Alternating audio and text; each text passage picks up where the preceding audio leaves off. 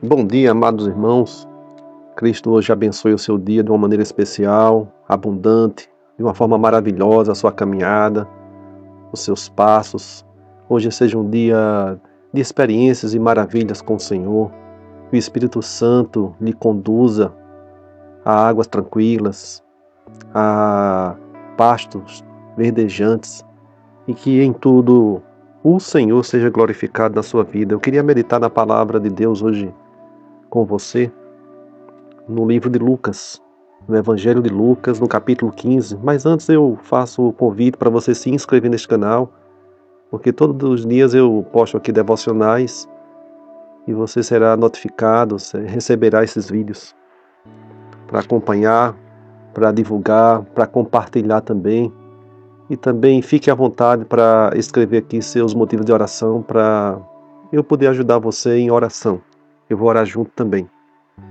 No final deste vídeo nós iremos orar pelo seu dia, apresentar a Deus suas necessidades, apresentar a Deus tudo que você tem para fazer no dia de hoje, que seja um dia em que Deus abençoe de uma maneira grandiosa. Nós vamos ler a partir do versículo 25, irmãos. Está escrito assim: Ora, o filho mais velho estivera no campo, e quando voltava, ao aproximar-se da casa, ouviu a música e as danças. Chamou um dos criados e perguntou-lhe que era aquilo. E ele informou: Veio teu irmão, e teu pai mandou matar o novilho cevado, porque o recuperou com saúde. Ele se indignou e não queria entrar. Saindo, porém, o pai procurava conciliá-lo. Mas ele respondeu a seu pai: Há tantos anos que te sirvo, sem jamais transgredir uma ordem tua, e nunca me deste um cabrito sequer para alegrar-me com os meus amigos.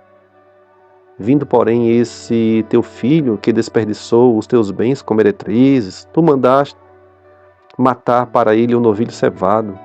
Então lhe respondeu o pai: Meu filho, tu sempre estás comigo.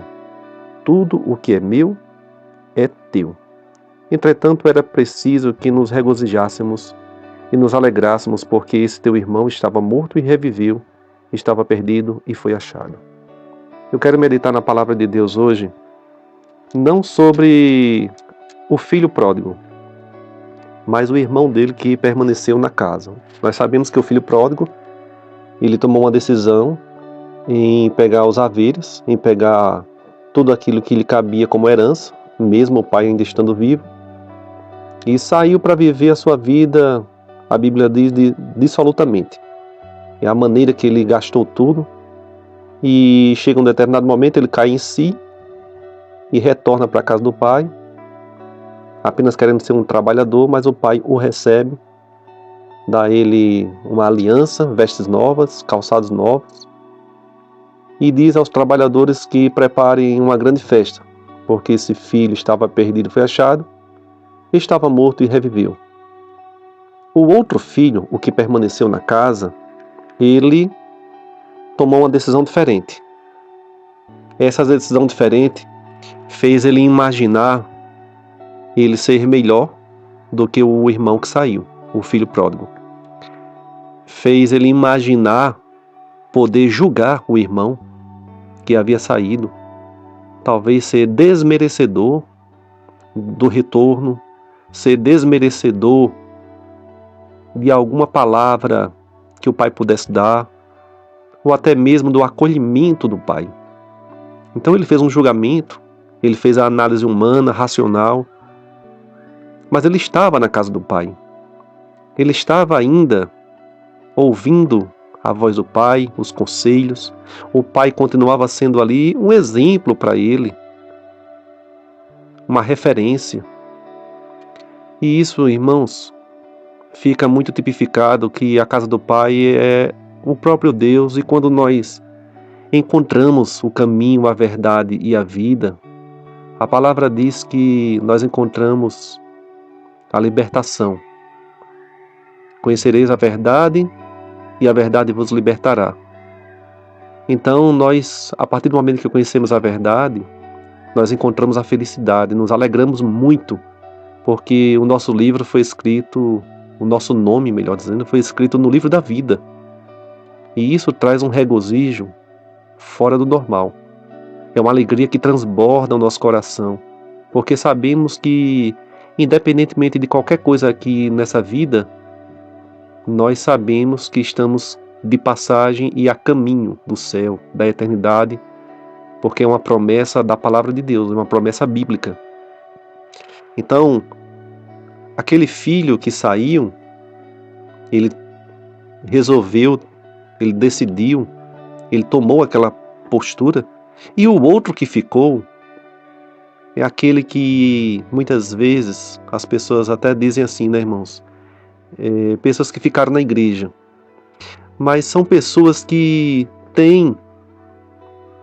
estão no Senhor, têm o Senhor na vida deles, mas não agem como se o tivessem. São pessoas que conhecem a Bíblia, mas não agem como se a conhecessem.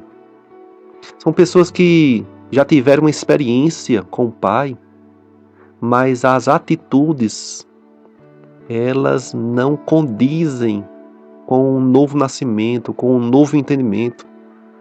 Então há muitas pessoas hoje que julgam aqueles que não conhecem ainda a palavra de Deus. Eles se acham melhores, se acham superiores. Eles muitas vezes não têm um olhar misericordioso para com o próximo. E a postura do cristão, ela deve ser uma postura revelada nas atitudes, pois o pai passou a conhecer o filho, ou os dois filhos, a partir das atitudes. A atitude daquele que ficou foi uma atitude de inveja, de disputa, de julgamento. Ele não aceitou aquela postura, ele ficou com ciúme. E foi uma postura também rixosa, de contenda, de briga, de não aceitação. Ora, quando nós conhecemos a verdade, nós queremos proclamar, para que outros também sejam libertos da mentira, do engano, e tenham a mesma felicidade que nós temos. E era exatamente aquilo que o filho que ficou, permaneceu, ele não tinha. Então são pessoas, às vezes, que dizem que têm a Cristo, mas são incapazes de estender a mão para aqueles que não conhecem o Senhor, para aqueles que ainda não tiveram uma experiência com a palavra viva de Deus. São pessoas que ainda não têm um olhar ainda misericordioso, de compaixão, de amor, de perdão. E muitas vezes se julgam melhores, se julgam superiores, acham que são dignas e merecedoras de privilégios da parte de Deus, prioridades, se acham numa posição hierarquicamente mais bem preparados, e são melhores, são confiáveis. E a palavra de Deus, nós aprendemos que ao olhar do Pai, ele não fez exatamente isso.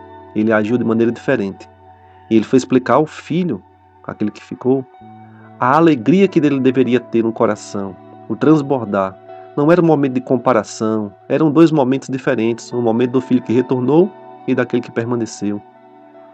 Então, o pai reprovou aquela postura.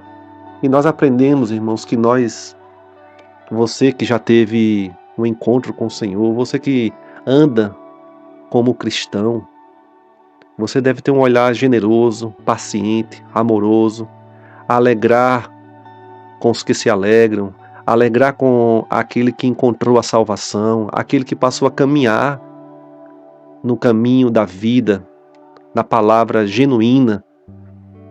Nós nos alegramos quando isso acontece.